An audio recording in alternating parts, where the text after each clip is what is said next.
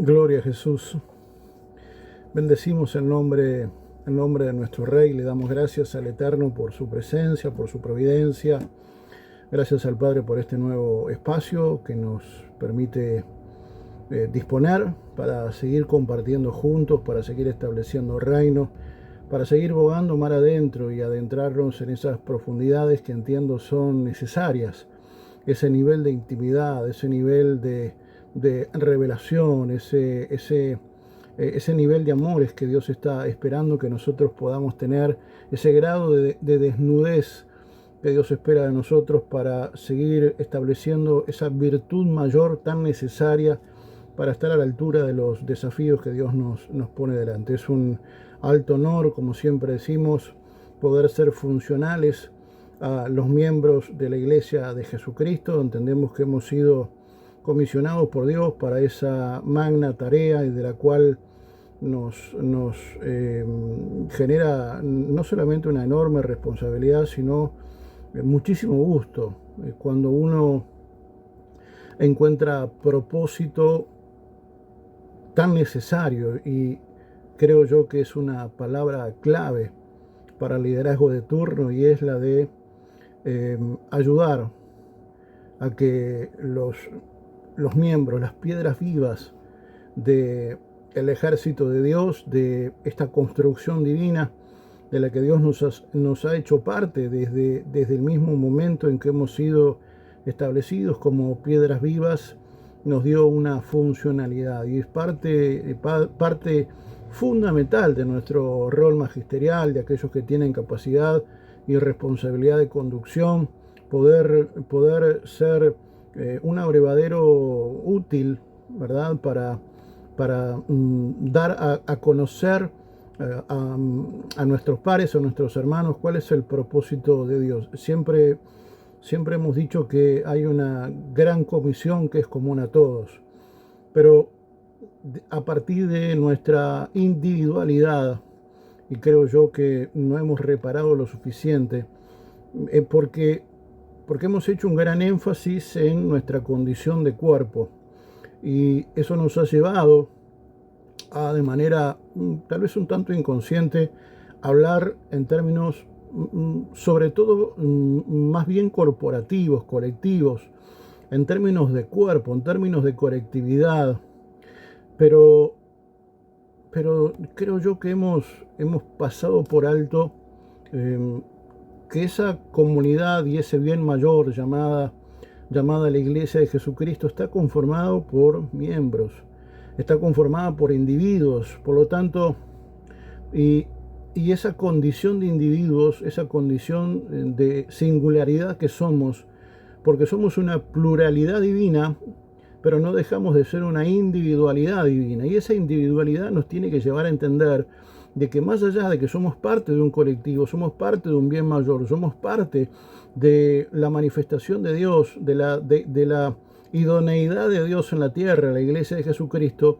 Eso no nos exime de entender y asumir de que tenemos una responsabilidad individual de la cual Dios en algún momento claramente pedirá cuentas, porque yo, a partir de un razonamiento tal vez lógico, entiendo que si Dios nos puso en un mojón de la historia, en un punto geográfico, ha sido claramente por esa singularidad de la cual venimos hablando, y es esa misma singularidad la que nos tiene que llevar a entender de que hay una responsabilidad individual, hay una gran comisión que es de claro carácter individual, y uno tiene que saber cuál es. Uno tiene que interpretar cuál es esa responsabilidad mayor que es de carácter individual, que cuando uno la ejerce, cuando uno corre en dirección de lo divino y es impactada por esa realidad mayor, cuando uno es impactado por ese designio divino, evidentemente, si nosotros lo hacemos a cabalidad y a la altura de lo que Dios espera de nosotros, vamos a dar cuenta y vamos a dar testimonio de que aún la singularidad de nuestra vida va en consonancia y va a desembocar claramente en el propósito mayor que tiene la Iglesia como colectivo. Y y que tiene que ver con ir, de hacer discípulos, de dar a conocer el único nombre digno de ser conocido. Es una enorme responsabilidad la que tenemos como cuerpo y la de funcionar como cuerpo, pero no nos olvidemos que somos individuos y que tenemos la condición individual de estar a la altura de lo que Dios espera de nosotros. Tenemos que entender cuál es esa responsabilidad individual. Vuelvo a insistir, somos un cuerpo, la propia vida nos ha enseñado y la propia iglesia nos ha enseñado de que somos seres únicos, de que somos parte de la iglesia de Jesucristo, pero entiendo yo de que a veces no hemos trabajado de manera funcional y a la altura, llevando a que cada uno de los miembros pueda dedicarse a ese trabajo personal, a ese devocional personal, ese trabajo personal que es la de involucrarse con el Espíritu de Dios para que nos sea revelado por medio de Él y por los méritos del Mesías cuál es esa responsabilidad individual. Así como se nos ha bien enseñado en los ámbitos de formación, que somos parte de un cuerpo, pero que a su vez ese cuerpo es la comunión con la coinonía divina de que cada uno de los órganos que forman parte de ese colectivo mayor, de ese bien mayor llamado cuerpo, pero que no deja de estar formado e integrado por distintos órganos que tienen distintas funcionalidades, que tienen distintas responsabilidades, que tienen distintas virtudes, y que cuando funcionan en esa coinonía divina, ¿verdad?, le dan funcionalidad al cuerpo. Por eso es tan importante que los miembros de la iglesia entiendan cuál es su función, para que en el ejercicio responsable y en el acierto de la comisión correcta demos evidencia y testimonio y de esa manera demos testimonio de la voluntad de Dios, estemos a la altura de lo que Dios espera de nosotros, pero a su vez, en paralelo y como consecuencia, vamos siendo funcionales a ese bien mayor llamado cuerpo de Jesucristo. Es altamente significativo el poder interpretar cuál es mi misión, cuál es la visión de Dios para mí, cuál es el dominio que Dios me ha entregado, cuál es la funcionalidad, porque yo no puedo ser un miembro eficaz, un miembro funcional al cuerpo de Jesucristo si yo no entiendo mi singularidad, mi condición de individuo, y si yo no soy cabal con la misión que a mí se me ha comisionado. Es imposible ser funcional al cuerpo de Jesucristo si yo no interpreto la singularidad de mi vida y trabajo en ese sentido. Por eso, en esta construcción personal, pero también en esta construcción corporativa, colectiva, en esta necesidad de seguir siendo funcionales a los propósitos de Dios a partir de su idoneidad en la tierra, el cuerpo de Jesucristo, hemos generado una reflexión que rogamos al Eterno sea claramente transmitida y pueda ser bien recibida de parte de mis hermanos, porque no hay mayor ambición en mí que la de ser funcional a cada uno de ustedes. Ciertamente los gigantes han sido motivo de ocupación, han sido grandes interrogantes que tanto propios como ajenos se han dado a la tarea de buscar, al menos de preguntar, ¿verdad? Yo he tenido algunas personas en este peregrinar, me he encontrado con algunas personas que no manifiestan necesariamente ni confiesan con sus hechos necesariamente la fe que uno profesa, y a pesar de eso me han hecho saber su inquietud por ejemplo, saber acerca de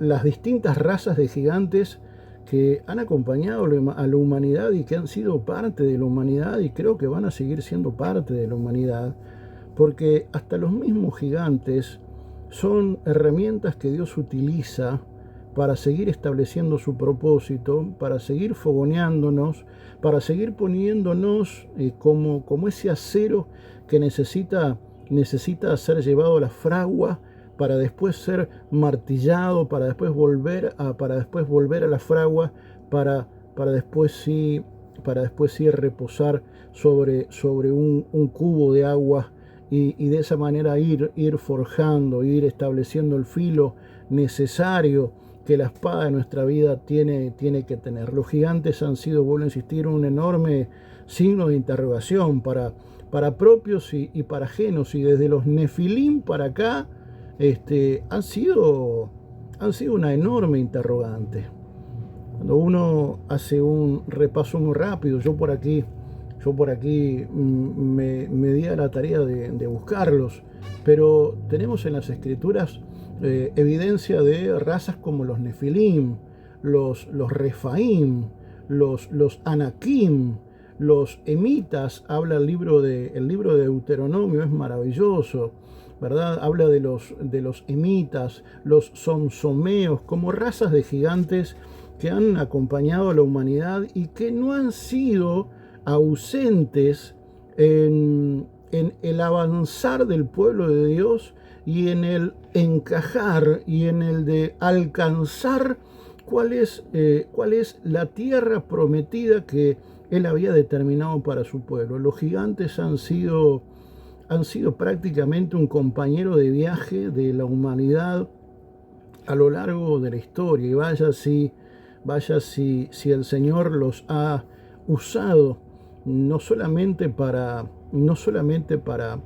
formar carácter, no solamente para establecer un nivel de bondad mayor, un nivel de relación mayor, porque ciertamente para poder doblegar a estas fuerzas mayores, naturalmente uno tiene que hacerlo a partir de una posición espiritual, una ciudadanía, una legalidad avalada por el cielo, porque cuando uno es ciudadano de un reino hay una legalidad, hay una autoridad que te es conferida, y para poder derribar a algunos gigantes a los que Dios a veces va a permitir que nos enfrentemos, es necesario que nos enfrentemos. La vida del peregrinar del pueblo de Dios no ha escapado a esa realidad, por lo tanto no creo que nosotros seamos la excepción.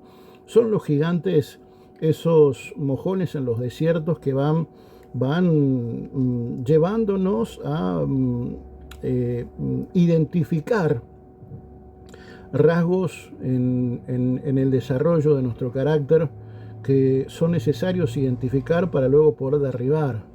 Para poder derribar un gigante en mi vida, primero es necesario poder identificarlo. Por lo tanto, creo que Dios permite estas eventualidades, no necesariamente para intimidarnos, más allá de que vale la pena repasar que cuando el pueblo de Dios se enfrentó, ¿verdad?,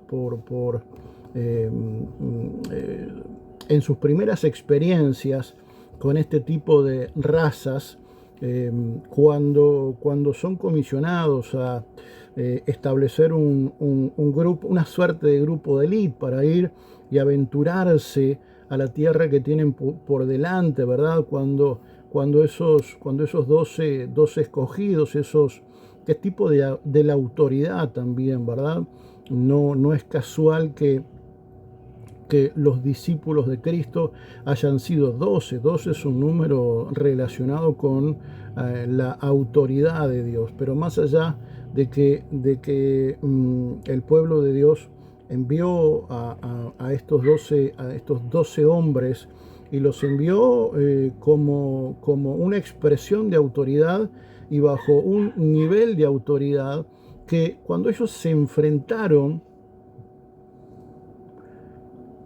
a esa tierra, se dieron cuenta que su fuero más íntimo, salvo 2, Josué y Caleb, no estaban del todo bien constituidos, porque la autoridad que les había sido delegada para ir y ver, para ir e ir tomando posesión, cuando se enfrentaron a los desafíos que esa posición implicaba, cuando volvieron, no hicieron más que dejar en evidencia aquello de lo que estaban hechos, aquellas grietas en su carácter que claramente por el solo hecho de estar dentro no significa que mi vida en algún momento no termine de exteriorizarlo, porque todo lo que está dentro siempre termina por salir.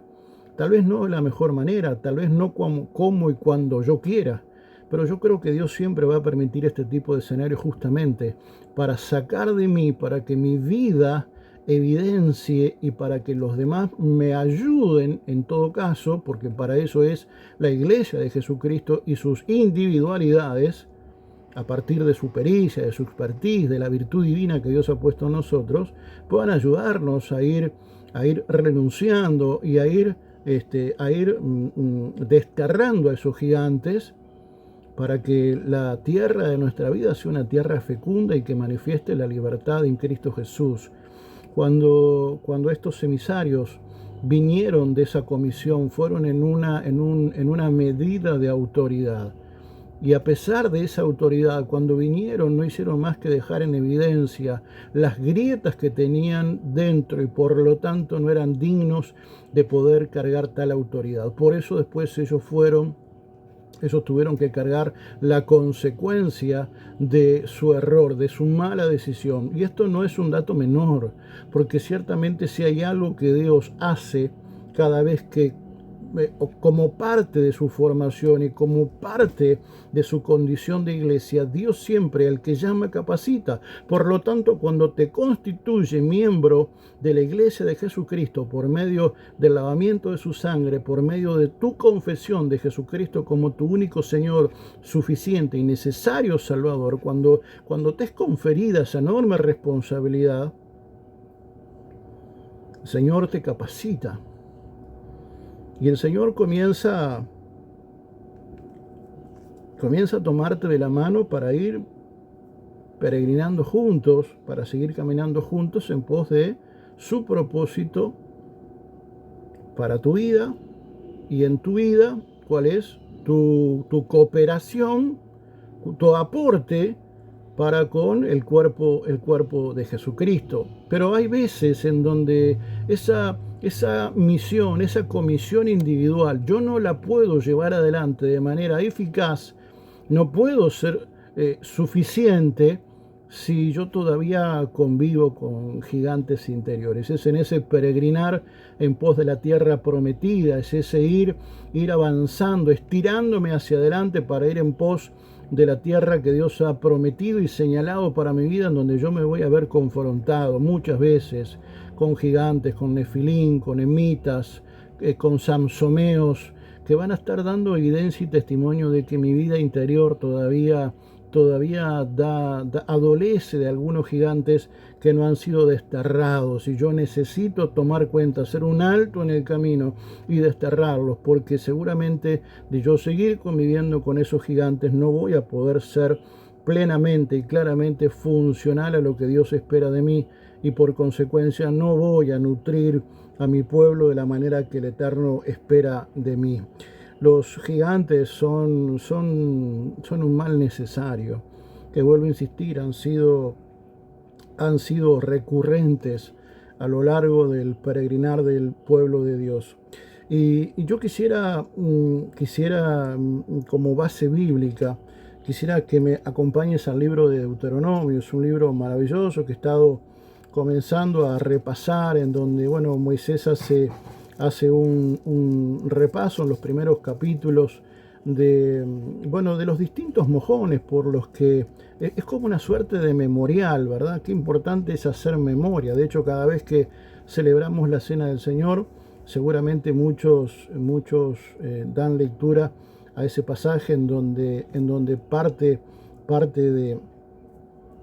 del texto que se cita normalmente dice: y haced esto en memoria de mí. La memoria es muy importante, por eso parte del éxito de la tradición y de la cultura judía es el énfasis que se hace en la cultura como una herencia mucho más allá o mucho más rica que que la propia riqueza en sí misma, y me refiero a la riqueza en términos económicos, en términos financieros.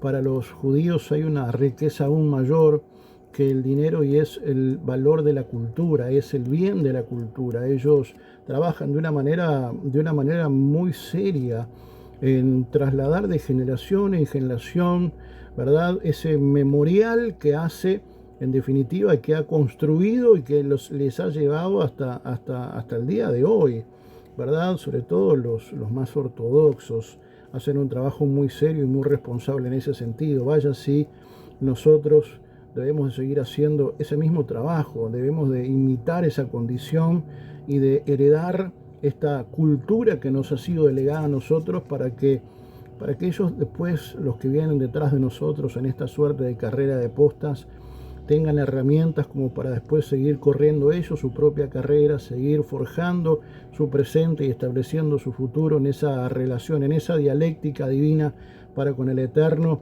y de esa manera poder ser ellos el día de mañana funcionales a sus propósitos y sean ellos después los que comiencen a trabajar para trasladar esa posta y heredárselos a los que vengan después de ellos. El libro de Deuteronomio es un maravilloso memorial de cómo el Eterno fue obrando en ellos, obrando a través de ellos, fue posicionándolos en determinados momentos, fue corrigiendo lo necesario, fue haciendo énfasis en lo que era necesario hacerlo. Por lo tanto, la memoria, una vez más, en este libro de Deuteronomio deja en evidencia que es importantísima que la podamos hacer para tener siempre presente qué es lo que verdaderamente es importante, qué es lo que verdaderamente tiene que ir arriba y qué es lo que verdaderamente tiene que ir abajo, porque este mundo en su esfuerzo de todos los días intenta distorsionar el eje de la conversación y hacen un muy buen trabajo, debo reconocer, llamando a lo malo bueno y a lo bueno malo. Ese es un trabajo claramente cultural en donde la iglesia tiene que tomar el protagonismo necesario, porque es la única encargada de poder hacer memoria, es la única con la autoridad delegada necesaria para poder vencer esos gigantes culturales y establecer de esa manera la cultura del reino. El libro de Deuteronomio, quiero leer unos pasajes del capítulo 2 del libro de Deuteronomio, versículo 9 en adelante. Vuelvo a insistir, es un libro que comienza allí con la magna figura de Moisés como líder de enorme relevancia, en donde hace un repaso de algunos mojones de ese peregrinar del pueblo de Dios. Y vuelvo a insistir, libro de Deuteronomio, capítulo 2, versículo 9 en adelante, dice: entonces Jehová me dijo, no molestes a Moab, ni le hagas la guerra, pues no te daré posesión de su tierra, porque yo he dado a Ar como heredad a los hijos de Lot. Antes, versículo 10, habitaron en ella los emitas, un pueblo grande, numeroso y alto como los hijos de Anac. Por gigantes eran ellos tenidos también, como los hijos de Anac, pero los moabitas los llamaban emitas. También en Seir habitaron antes los oreos, los cuales fueron expulsados por los hijos de Esaú, que los arrojaron de su presencia y se establecieron en su lugar, como hizo Israel en la tierra que Jehová les dio en posesión. Versículo 19. Y cuando te acerques a los hijos de Amón, no los molestes ni pelees con ellos, pues no te daré posesión de la tierra de los hijos de Amón, porque los hijos de Lot,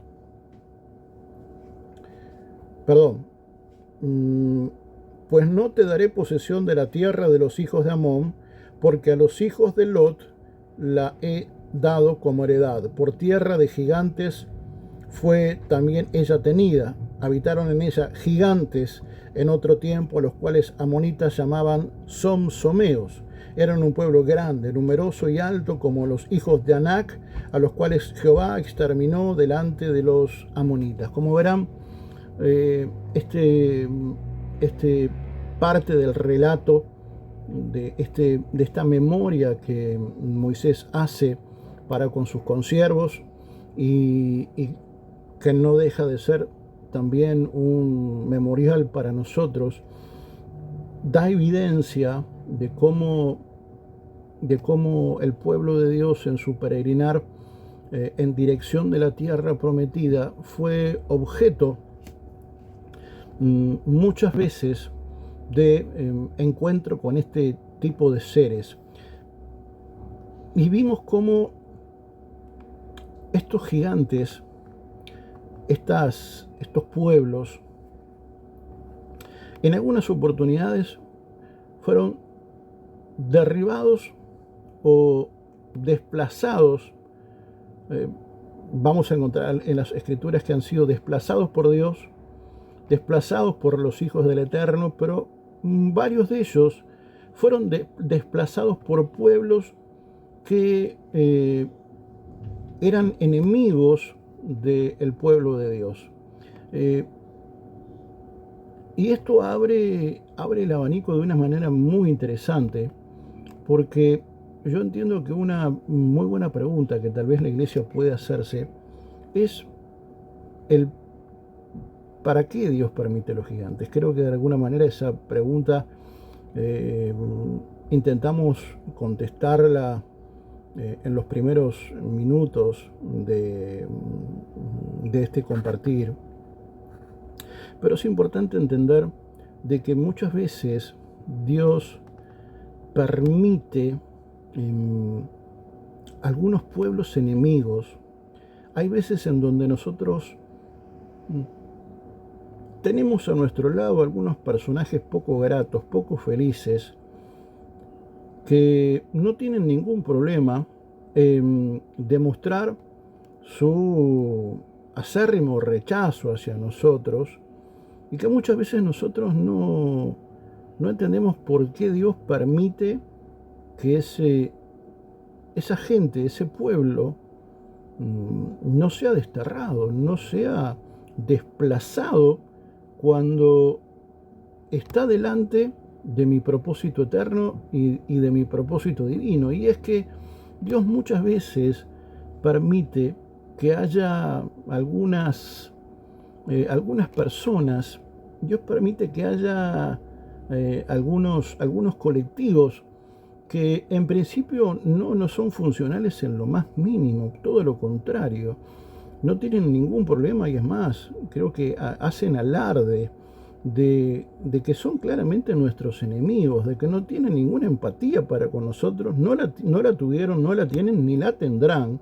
Y a pesar de eso, Dios sigue permitiendo que nosotros convivamos con este tipo de pueblo, con este tipo de circunstancias, con este tipo de gente. Y esto tiene mucho que ver con el hecho de que Dios, para poder, cuando nosotros no estamos del todo preparados, cuando todavía nosotros no estamos bien asentados, cuando sus principios no están bien arraigados en nosotros, cuando todavía adolecemos de el protagonismo que debemos de tener, cuando no hemos incorporado la riqueza y la virtud que Dios espera de nosotros. Bueno, Dios a veces utiliza pueblos que en principio nos son ajenos para poder derrocar a esos gigantes que nosotros, por falta de virtud, no hemos podido desterrar.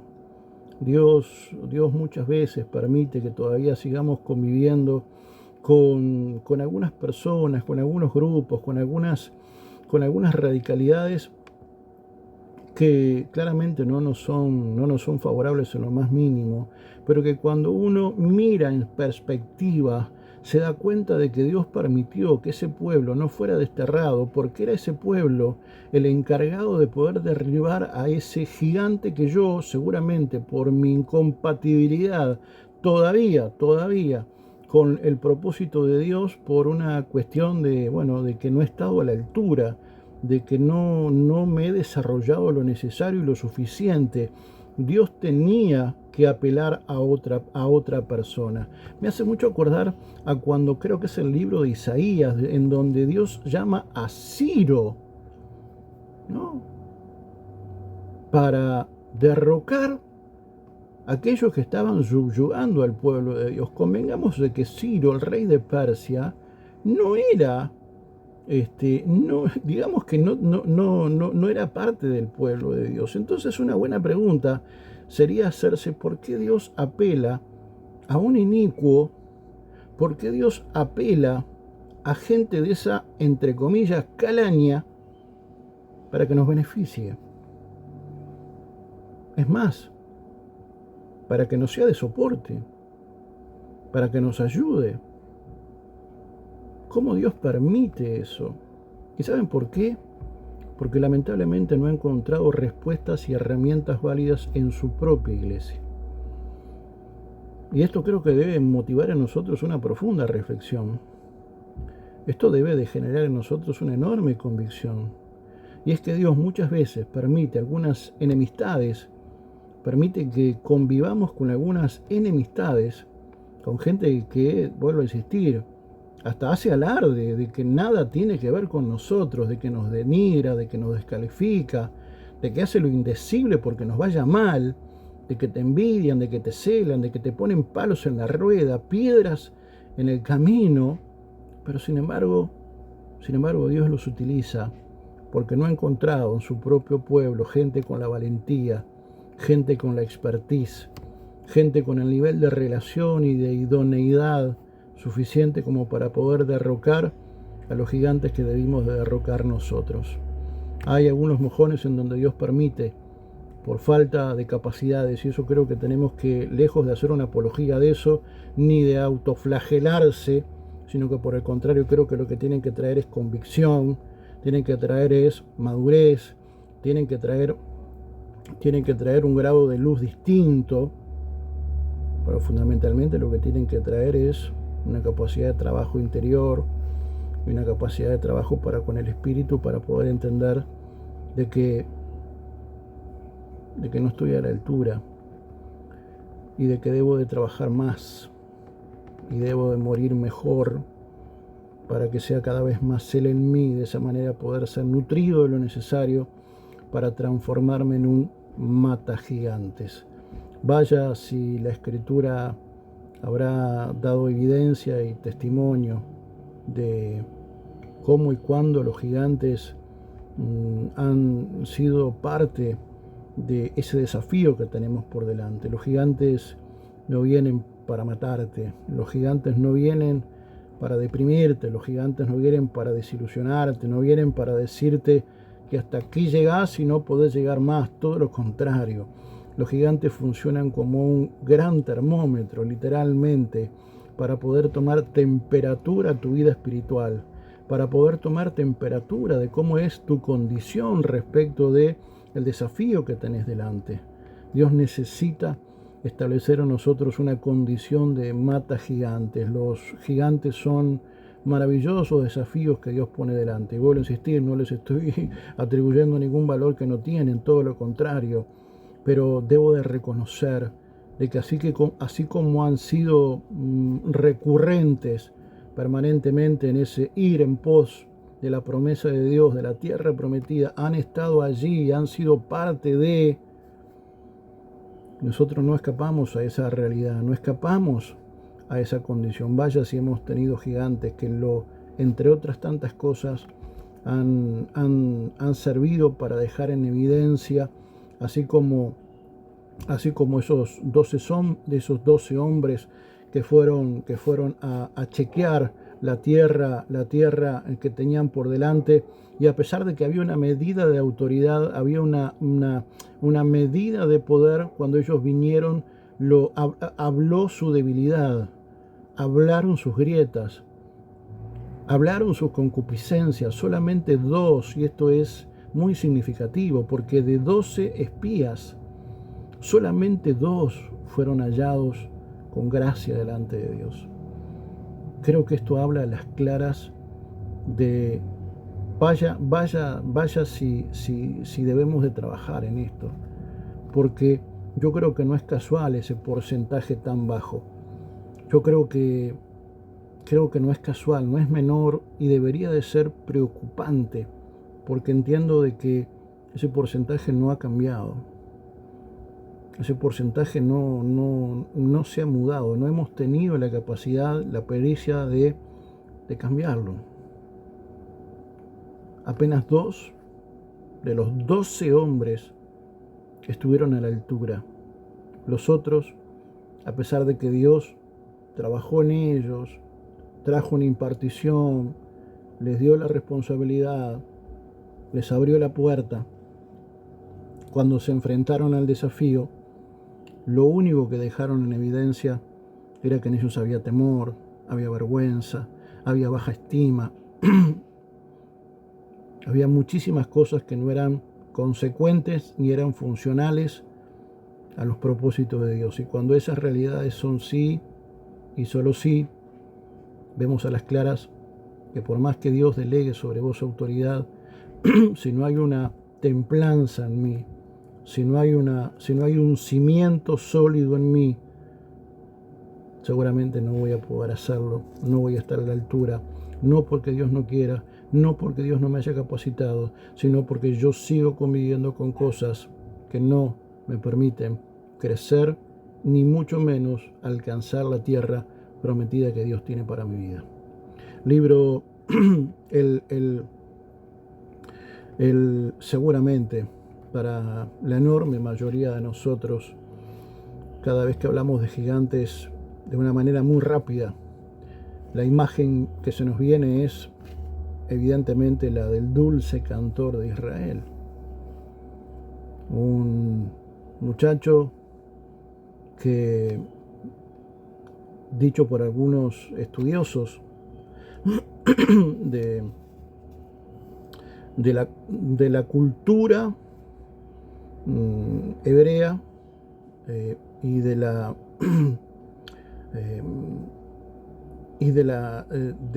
los tiempos bíblicos, han llegado a la conclusión de que David, ¿verdad?, por algunas evidencias que la propia escritura deja, que David era un hijo ilegítimo. Y esa condición de hijo ilegítimo claramente estaba muy presente en la vida de David. Y no solamente su padre, sino sus propios hermanos o medio hermanos se lo dejaban saber todos los días. David era el resultado de una cópula entre su padre y una mujer que no era la propia. Por lo tanto, cuando el dulce cantor de Israel nace, es ninguneado, es abrazado por una suerte de orfandad muy fuerte. Seguramente David fue expuesto a muy temprana edad a una suerte de doble ánimo. Seguramente David se enfrentó a una profusa baja estima. Seguramente David se vio expuesto a mucho dolor, a mucho ninguneo. De hecho, cuando la familia de David, su padre y sus medio hermanos, viven uno de los mejores más maravillosos que cualquier familia puede llegar a vivenciar. Ellos son visitados por el hombre de Dios, por el profeta de Dios, por el profeta Samuel. Ustedes ya conocen la historia. El profeta Samuel va a la casa del padre de David, es comisionado para ir a la casa de este sacerdote y manda a llamar a sus hijos y empiezan a desfilar todos sus hijos. Y el Señor comienza a decirle al profeta Samuel: este no, este tampoco, este tampoco. Sus verdaderos afectos estaban allí, pero no estaba David. ¿Por qué no estaba David? Porque David no era considerado como hijo plenamente. David era considerado como un medio hijo, casi siervo. Imagínense el contexto cultural, emocional, psicológico al que se vio expuesto David. ¿Cómo te hubieras sentido vos? ¿Cómo me hubiera sentido yo? Desplazado, ninguneado, enojado, lleno de amargura, lleno de odio. Y hoy muchas de esas cosas son los enormes gigantes con los que el pueblo de Dios se enfrenta, y cuando Dios te comisiona para ser parte de uno de esos 12 espías, resulta que cuando vas en dirección comienzan esos gigantes a manifestarse en tu vida, y lejos de ver las cosas como Dios espera que las veas, comenzás a ver los imposibles, los no puedo, los no tengo, los no sé, porque por allí comienzan a manifestarse los doble ánimos, las amarguras, las tristezas, los odios, los rencores.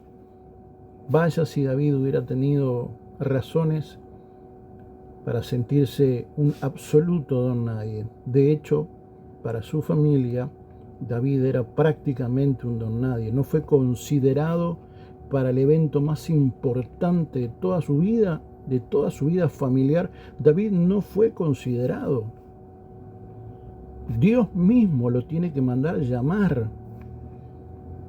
porque su padre no lo consideró.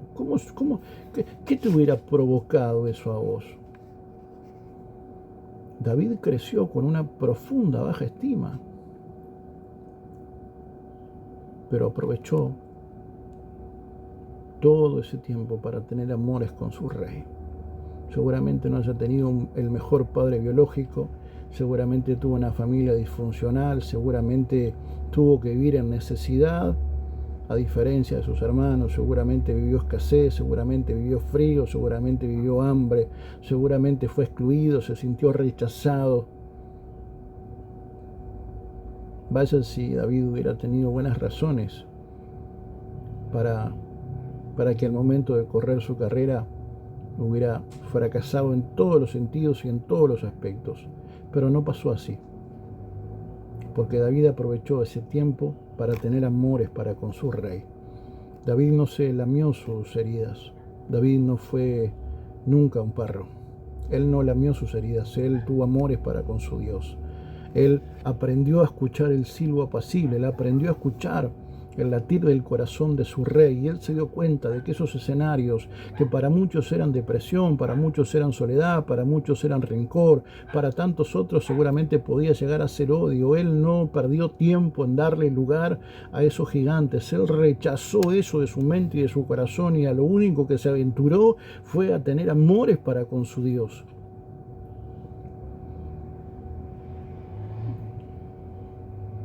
Y cuando el bien mayor de Dios se estableció en el corazón de su hijo David, y él comenzó a hacerle saber que él era un instrumento, y él comenzó a decirle a David qué tipo de instrumento él era, y David comenzó a interpretarse como David debió de interpretarse. David fue diligente para con lo que Dios le había dado. David fue diligente en ese sentido.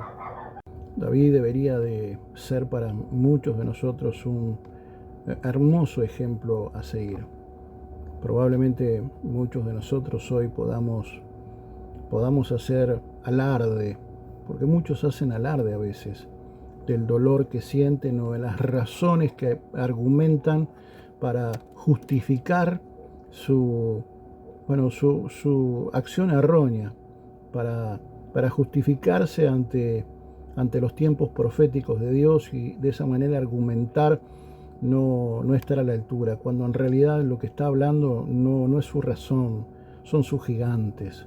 Los gigantes tienen una enorme voz, tienen una voz potente, y si no pregúntenle a Goliat, y si no pregúntenle a Saúl, y si no pregúntenle a sus soldados, a sus generales, a su ejército. Vaya si David fue altamente significativo para nosotros y un modelo a seguir, porque razones para no seguir adelante muchísimas. Razones para ser una persona de doble ánimo, seguramente una cantidad. Razones para argumentar su derrota, muchísimas.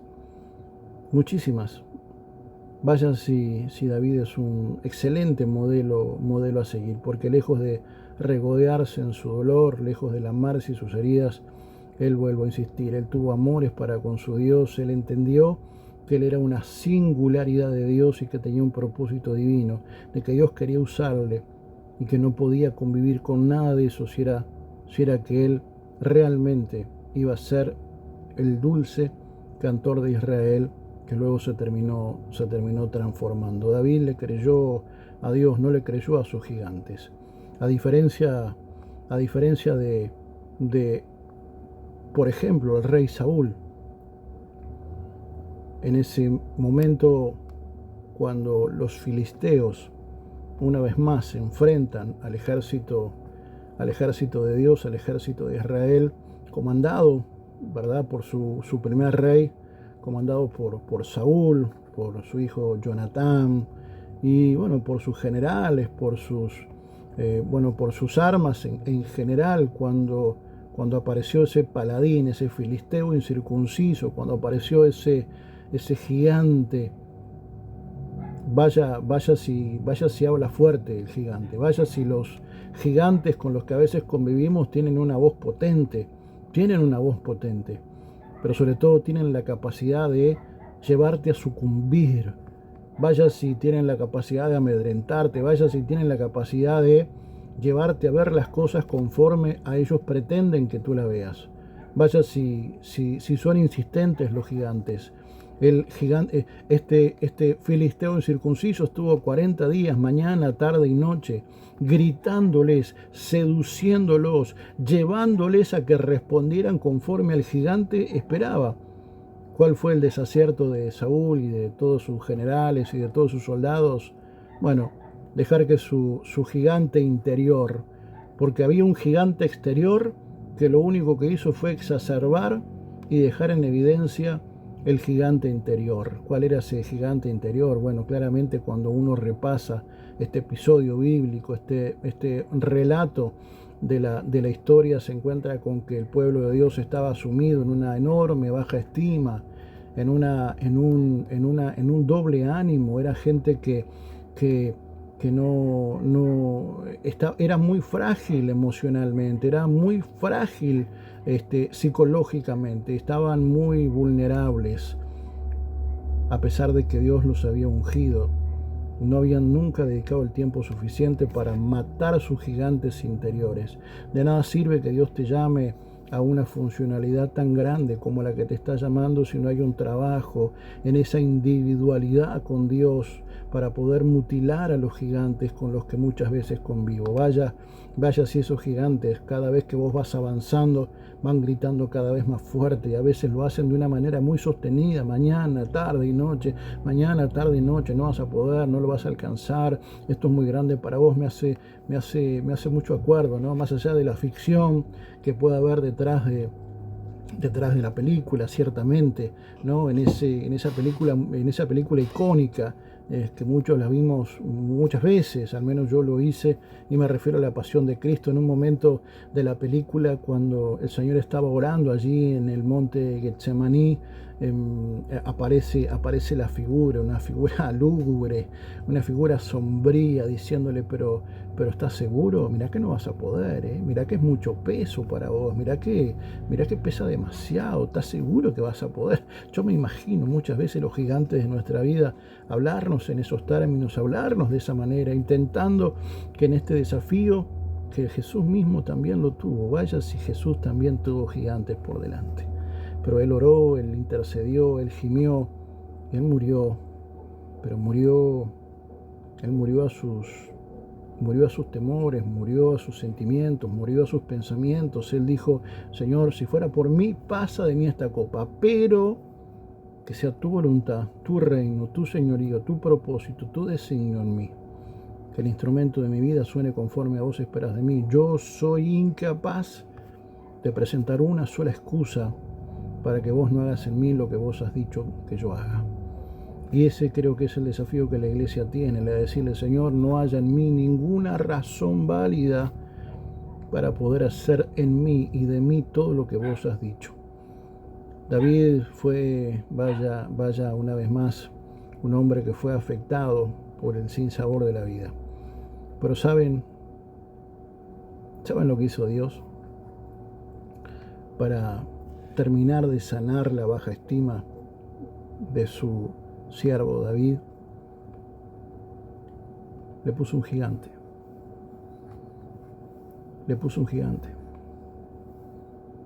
Porque ese gigante que para muchos era su gran piedra en el zapato, su muro inexpugnable, su muralla inexpugnable, ese filisteo, ese gigante que tenían delante, que les gritaba mañana, tarde y noche, y que de alguna manera había establecido en ellos el paradigma del no puedo, de no lo voy a hacer, de esto no se puede lograr, de esto es imposible. Cuando esa realidad se manifestó, el Señor llamó y lo hizo venir a su siervo David, lo puso delante. Y a diferencia de todos los que estaban allí, que tenían la autoridad, porque él era rey, había una autoridad. Su hijo era príncipe, había autoridad. Pero sus generales y sus soldados también tenían una autoridad. ¿Qué quiero decir con esto? Que Dios te puede dar una medida de autoridad, pero si vos no matás tus gigantes interiores, va a ser el inicio de tu derrota. De nada sirve que Dios te llene de autoridad si no hay un trabajo interior, si no hay una introspección, si no hay una intimidad con el Ruach de Dios. Por eso esto es una maravillosa oportunidad. Esta es una maravillosa oportunidad en donde Dios está permitiendo algunos gigantes, no para detenerte, no para amedrentarte, no para exacerbar seguramente el dolor que ya tengas, sino para decirte que Él confía en vos. Y mientras para muchos la presencia del gigante fue un elemento de excusa y de derrota, para David fue el mimo al alma, fue el remedio, fue la sanidad divina para poder terminar de sanar seguramente algo que lo había perseguido durante toda su vida, que era la baja estima, por haber sido un hijo ilegítimo, por haber padecido todo lo que padeció. El Señor no le hizo ninguna caricia, no le hizo ningún mimo, no lo puso en el palacio directamente, aunque había sido ungido como rey. No hizo nada de eso. Le puso un gigante. Y cuando le puso un gigante, él tuvo la virtud de derribarlo, porque apeló a la capacitación de Dios, apeló a la virtud de Dios, apeló a esas experiencias para con su Dios y al resultado de cada una de esas experiencias, porque cada vez que hay una experiencia con Dios, hay un embarazo divino, hay una capacidad distinta, hay una herramienta nueva, hay una virtud mayor. David pudo aprovecharlo. Y vos fíjate qué enorme diferencia, porque mientras muchos cristianos ven a su némesis, ven a su imposible, ven a su no puedo, a su no tengo, a su no sé, ven al odio, al rencor, a la vergüenza, a la depresión, a la tristeza, al doble ánimo, a acá y allá, y la excusa de este y la excusa del otro, que todas son dignas de ser contempladas, pero nunca suficiente para no estar a la altura de lo que Dios espera de nosotros. Mientras muchos lloraban, mientras muchos entraban en pánico, mientras muchos se abrazaban de sus excusas para no salir y enfrentar al gigante, David lo hizo. David lo hizo.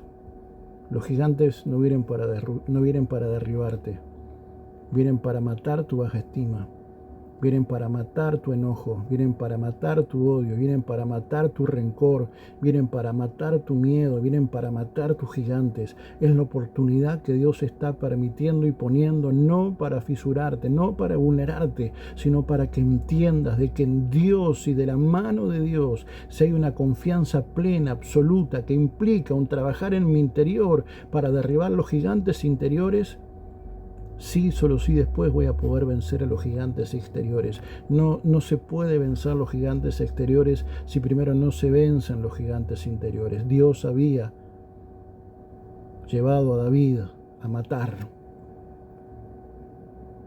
mientras era sojuzgado por sus hermanos, vulnerado, violentado, palabras violentas, de descalificación, de burla. Mientras todo eso ocurría, David iba matando sus gigantes interiores. Por eso en ningún momento vaciló, jamás vaciló. Yo les animo a repasar ese episodio bíblico. Nunca vaciló. Siempre supo lo que tenía que hacer, siempre supo lo que quería, porque tuvo la virtud de matar a sus gigantes interiores. Los gigantes no son para derribarte, son para sacarte de tu caparazón. Los gigantes no vienen para matarte, vienen para que tú los mates y des testimonio de que el poder de Dios está sobre tu vida y de que Dios, al que llama, capacita, y de que aquellos que trabajan de manera responsable en su fuero más íntimo, Dios los va a utilizar como verdaderos matagigantes. Yo profetizo que eres un matagigantes de Dios. Eres un matagigantes. Dios a lo largo de estos tiempos te ha llevado al río una y otra vez, y cada vez que ibas y venías con una piedra nueva. Y esa piedra nueva forma parte de una herramienta, de una capacitación, de una virtud que Dios ponía en el saco pastoril para que cuando te enfrentaras al gigante de turno no vacilaras. No porque no fuera grande, sino porque ya los venciste primero en tu interior. No porque no griten fuerte, sino porque vos los hiciste callar primero en tu interior. Yo quiero bendecir tu vida. Quiero darle gracias al Eterno por tu vida, porque Dios hizo de vos un matagigantes. Dios hizo de vos un guerrero, un dulce cantor de Israel, para deleite de su oído, para regocijo personal y para beneficio de tu pueblo. Quiero bendecirte, quiero saludarte.